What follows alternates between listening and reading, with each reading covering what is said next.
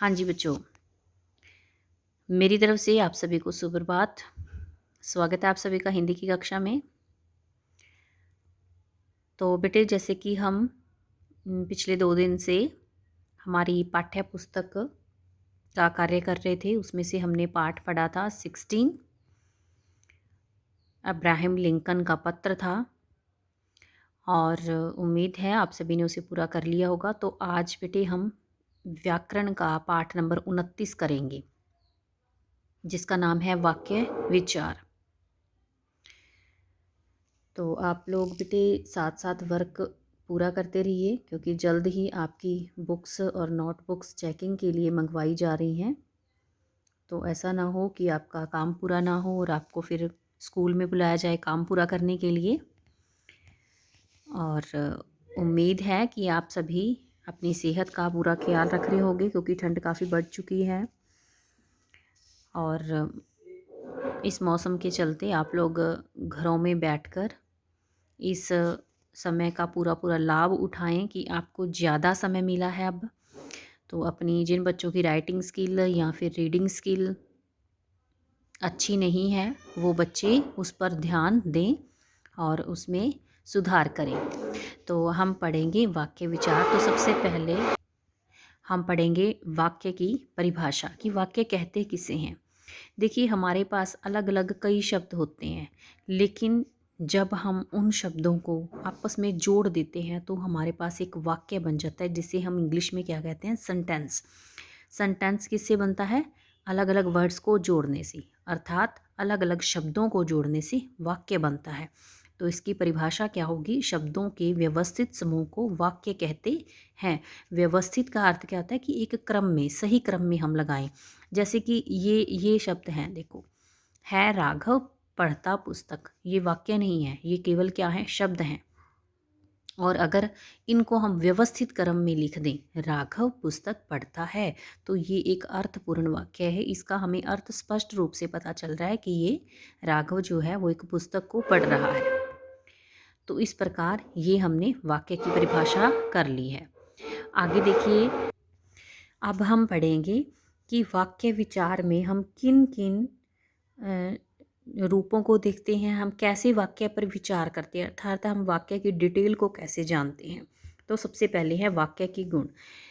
वाक्य में पदों का क्रम निश्चित होता है, मतलब एक निश्चित स्थान पर ही हर एक शब्द को जो है लिखा जाता है, तभी वो एक निश्चित वाक्य बन पाता है। उसे हम क्या कहते हैं? पद क्रम कहते हैं। पद क्रम का अर्थ क्या है कि वाक्यों को हम निश्चित क्रम में लिखते हैं। ठीक है। फिर है पद क्रम के प्रमुख नियम इस प्रकार है। नियम क्या है? वाक्य में पहले उद्देश्य और फिर विधेय का प्रयोग होना चाहिए। तो इसके लिए सबसे पहले हमें ये पता होना चाहिए कि उद्देश्य क्या होता है और विधेय क्या होता है। तो आइए मैं आपको बताऊं कि उद्देश्य और विधेय क्या होते हैं। हाँ जी, यहाँ पर आप देख पा रहे हैं कि यहाँ वाक्य के अंग हैं। वाक्य के 2 अंग हैं, उद्देश्य और विधेय। उद्देश्य क्या है? वाक्य में जिसके विषय में कुछ कहा जाए, मतलब जिसके बारे में बात हो रही हो, उसे हम क्या कहते हैं? उद्देश्य। जैसे गीता कविता लिखती है, तो किसके बारे में बात हो रही है? गीता के बारे में। तो गीता हमारे पास यहाँ क्या है? उद्देश्य है। ठीक है। उसके बाद दूसरा उदाहरण देखिए, रवि अध्यापक के पास गया, तो यहाँ पर किसके बारे में बात हो रही है? रवि के बारे में, है ना। और वो क्या होता है? उद्देश्य है। और विधेय क्या होता है? जो बात उद्देश्य के विषय में हो रही है। अब जिसके बारे में बात हो रही है वो उद्देश्य है, और उद्देश्य के बारे में जो भी बात हो रही है, अब उद्देश्य हमारे पास गीता है, तो गीता के बारे में हमारे पास क्या बात हो रही है कि वो कविता लिखती है। तो ये सारा किस में आएगा? ये सारा विधेय में आएगा।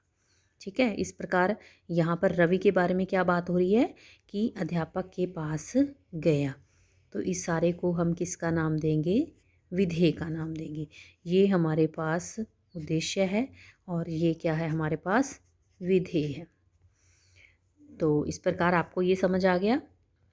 आगे देखिए, दूसरा है संबोधन पद और विस्मयादि बोधक पद वाक्य के आरंभ में आते हैं, अन्यथा कर्ता के आरंभ में रखा जाता है। जैसे हाय रामलाल चल बसा, ये विस्मयादि बोधक पद है, इसको हम आगे रखेंगे। या फिर संबोधन पद, मतलब कृष्णकांत पत्र लिख रहा है। ठीक है, तो ये क्या है, कृष्णकांत के बारे में बात हो रही है, वो संबोधन पद है, तो इसको भी हम क्या है, आरंभ में लिखते हैं।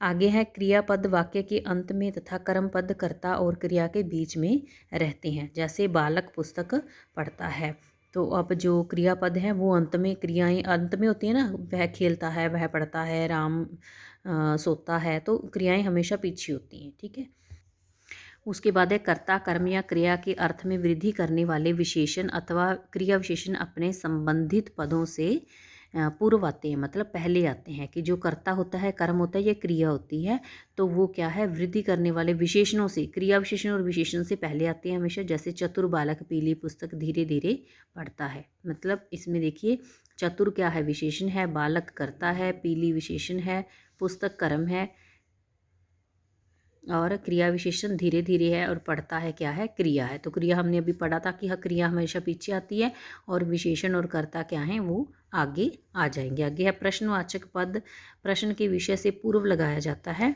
मतलब जो प्रश्नवाचक शब्द होते हैं उनको हम आगे लिखते हैं। जैसे कौन आदमी चला गया, क्या हो रहा है, कौन गा रहा है, किसकी किताब है, इस प्रकार से।